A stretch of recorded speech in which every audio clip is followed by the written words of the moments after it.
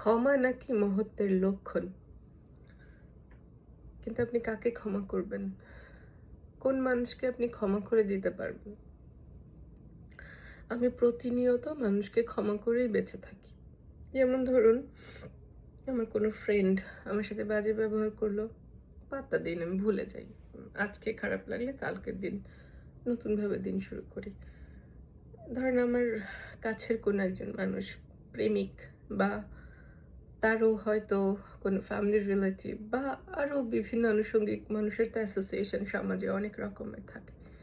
তো সেই সমস্ত সম্পর্ক প্রফেশনাল, সামাজিক সব ধরনের সম্পর্ককে ভেদ করে দিয়ে মানুষ পরিবারে আসে থিত হওয়ার জন্য। পরিবারের মানুষের কাছে থাকতে চায় ভালো থাকার জন্য। একটাবার ভাবেন তো, আপনি পরিবারে খুব মারাত্মকভাবে মানে পলিটিক্সের শিকার হয়েছেন কখনো? I had to face that situation as well.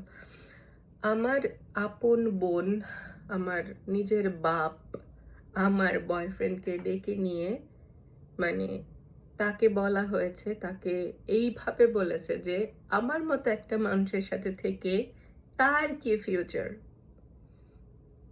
আমার সাথে কেন সে থাকে? আমার সাথে থাকার কি দরকার? আমার বয়ফ্রেন্ডও বেঁচে নেই, উনি সুইসাইড করেছেন। আমার বাবা দুনিয়াতে আর জীবিত নেই।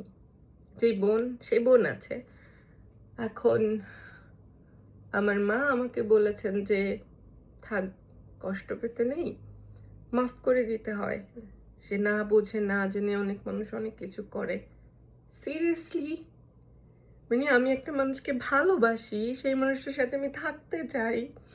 জীবনে কোনোদিন যেই মানুষ মানে আমি সারা জীবনে একটা মানুষের কাছে ভালোই থাকতে চেয়েছি, ভালোবেসেই থাকতে চেয়েছি। যেইখানে মানে কি হয় নরমালি, ধরুন আমি একটা ট্রান্স মেয়ে, আমি যদি কারোকে ভালোবাসতে যাই, সোসাইটি প্রবলেম করবে বা সেই ছেলের ফ্যামিলি প্রবলেম করবে, রাইট? যে পৃথিবীতে এত মেয়ে থাকতে একটা ট্রান্স মেয়েকে কেন তোমাকে ভালোবাসছে? সেখানে উল্টো আমার বাড়ির লোকজন আমাকে প্রবলেম ফেস করাচ্ছে দিনে দিন, এবং আমার বয়ফ্রেন্ডকে ফোন করে ডেকে নিয়ে গিয়ে বলে যে আমার সাথে কেন থাকতে হবে? আমার সাথে থাকার তো তার কোনো ফিউচার নাই। Can you really imagine which type of mentality? এবং এর মানে রক্তের সম্পর্ক আমার বোন, মানে যার ঔরসে আমার জন্ম আমার বাবা। মানে এই মানুষদেরকেও আমাকে মাফ করে দিতে হবে।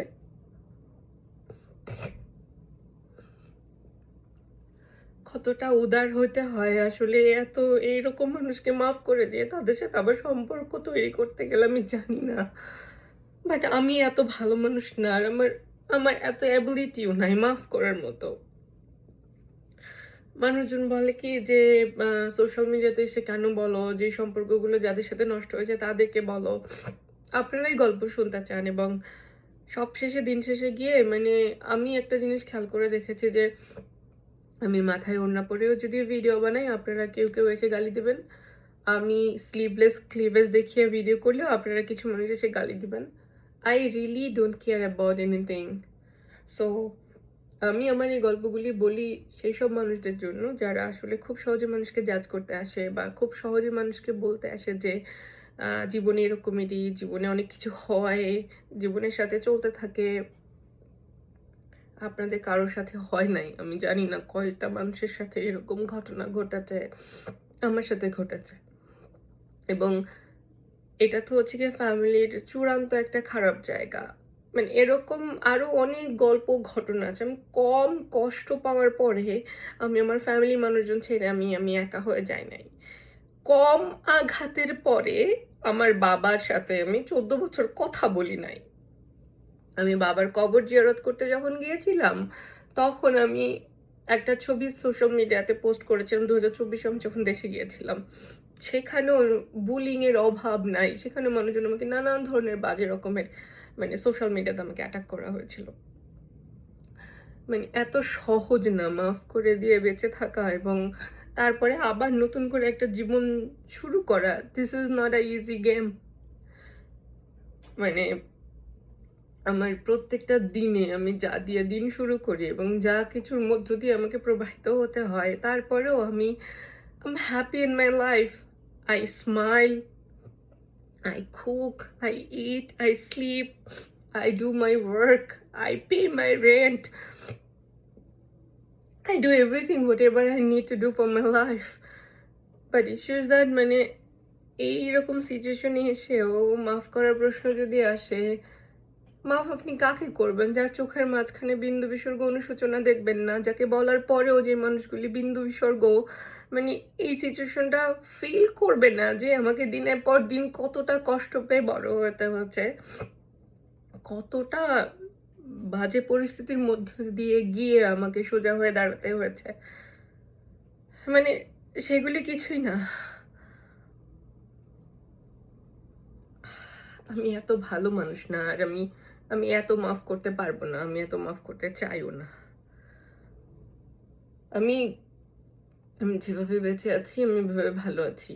আমার জীবনে এখন যে কজন মানুষ আছে এরা যদি আমাকে কমফোর্ট দিতে পারে আমি এদের সাথে থাকতে চাই। যদি এরা আমাকে কমফোর্ট দিতে না পারে আমি এদের থেকেও দূরে থাকতে চাই। আমার মা খুব অসুস্থ। I want to stay my rest of the life with her. But আমি যদি সেই কম্পেনিয়নশিপটা যদি না পাই, আমি যদি সেই কমফোর্ট না পাই, আমি সিরিয়াসলি আমি একা থাকতে চাই। আমি একটা মানুষকে ভীষণ ভালোবাসি। সেই মানুষটা আমাকে ভীষণ ভালোবাসে। সেই ভদ্রলোক আমাকে আজকে বলতেছে, "মাফ করে দাও।" মাফ করা কি এত সহজ? এত সহজ মাফ করা?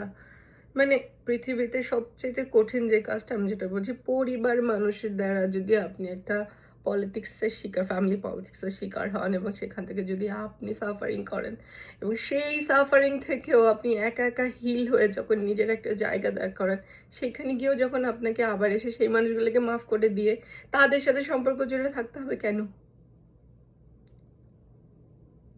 মানে আমাকে যদি সেখানে স্বার্থপর বলা হয়, আমি তাহলে স্বার্থপর। এবং এইটুকু স্বার্থপর হয়ে যদি আমি সুস্থভাবে নিঃশ্বাস নিতে পারি, আমি যদি বেঁচে থাকতে পারি, আমার কোনো গিল্ট নাই। এই ভিডিওটা আমার ফ্যামিলির সেইসব মানুষের জন্য দেখবে, যাদের উদ্দেশ্যে কথাগুলি বলা। তো আপনারা যদি মনে করেন যে আমি ধোয়া তুলসী পাতা না, আমার সম্পর্কে অনেক কিছু বলবার আছে। কিছুদিন পর, পর আমার ভাই আমাকে বিভিন্ন সময় আমাকে কমেন্ট করেছে বা করে, আমার পরিবারের অন্যান্য মানুষজনও করেছে, করে। So you are most welcome. You can put your opinion, I don't mind. But issue is that's my life. আমার জীবন আমি ডিজাইন করেছি এবং আমার জীবন যেরকম চলার, আমার জীবন ঠিক সেরকম চলবে। So purpose of this video, পরিবার মানে যদি ৫টা ছেলে মেয়ে থাকে ৫ রকমের হয়। বাবা মায়ের উচিত সে ৫টা ছেলে মেয়েকে একই চোখে দেখা, সমান চোখে দেখা। কিন্তু বাবা মা যখন ৫টা ছেলে মেয়ে জন্ম দেন, তখন বাবা মার সেইটুকু ক্যাপাসিটি থাকা উচিত যে এই ৫টা ছেলে মেয়েকে আমি সঠিকভাবে ভরণ পোষণ দিয়ে দায়িত্ব পালন করে তাদেরকে মানুষ করতে পারবো কিনা। এবার তারপর যদি সেটা আপনারা না পারেন, that's totally fine, cause you don't know how to do the parenting, like especially in a South Asian family we face lots of toxic parenthood. এখন এই প্যারেন্টিং, এখন এই প্যারেন্টিং এর মধ্যে দিয়ে আমরা দেখেছি, স্পেশালি আমার লাইফে আমি যে পরিমাণ টক্সিক প্যারেন্টিং এর শিকার হয়েছি, আমার চরিত্রে যত স্থূলতা, আমার চরিত্রে যত ধরনের মানে সমাজের বর্ণিত যত দোষ ত্রুটি, সো সেটা মানে আমি ফ্যামিলিতে বড় হই নাই, আমি ফ্যামিলি রিচুয়াল জানি না, বা যতটুকু সময় ছিলাম সেখানে শুধু আমি নিজেকে ব্লেম হতেই দেখেছি। সো আমার জীবনে আমি অনেক কষ্ট পেয়েছি, আমি আমার রুহু, আমার আত্মা, আমার শরীর, আমার মন, আমি নিজেকে অনেক টর্চার করেছি। And this is enough, no more torture. আমার সাথে যদি আমার কোনো ফ্যামিলি, আমার সাথে যদি আমার কোনো ফ্রেন্ড, আমার সাথে যদি কেউ রিলেশনশিপ আমি চাইলে রাখবো, আমি না চাইলে আমি রাখবো না। That's loud and clear. কিন্তু কারো জীবনের উন্নতির শিখর আমি হইতে চাই না, আমি সিঁড়ি হইতে চাই না। কোনো সম্পর্কে গিভ অ্যান্ড টেকের মাধ্যমে টিকে থাকা, সেই গিভ অ্যান্ড টেকের রিলেশনশিপ আমি রাখতে চাই না। আপনারা যদি কেউ মানে জীবনের চড়াই উতরাই পার হয়ে একটা জায়গায় একটা মানুষ যখন যায়, তাকে অ্যাপ্রিসিয়েশন করা উচিত। এবং আপনি সম্পর্কে বড়, আপনি আপনি মানে মানে আমাদের সোসাইটিতে একটা ধারণাই হয়ে গেছে সম্পর্কে বড় যে রিলেটিভগুলি থাকে তাদের কোনো ভুল হইতেই পারে না। এমন বাবা-মার তো কোনোদিন ভুল হইতেই পারে না। বাবা-মা হচ্ছে গিয়ে মনে করেন সবসময় একটা পরিমাপ নিয়ে জন্মগ্রহণ করে। কারণ তারা তো মানুষ না। তারা হচ্ছে গিয়ে বাবা-মা। তারা মানুষও না। মানে তারা কোনোদিন ভুল করতেই পারে না। এই এই যে বোধ, এই বোধ থেকে যদি কোনো ফ্যামিলির মানুষজন না বের হতে পারে, মানে একটা মানুষের সবচাইতে অসহায় মুহূর্ত হচ্ছে সেই মানুষটা নির্যাতিত হয়েছে এবং সেই মানুষটা যখন বলতে যাচ্ছে তখন আবার তাকেই আবার গিল্ট প্রমাণ করা হচ্ছে, তাকেই আবার দোষারোপ করা হচ্ছে। এবং যখন আপনি মানে বলতে যাবেন যে this is the fault and you did this things, তখন আবার আপনাকেই ব্লেম করা হবে, ওরে আল্লাহ রে, এই হয়েছে সেই হয়েছে।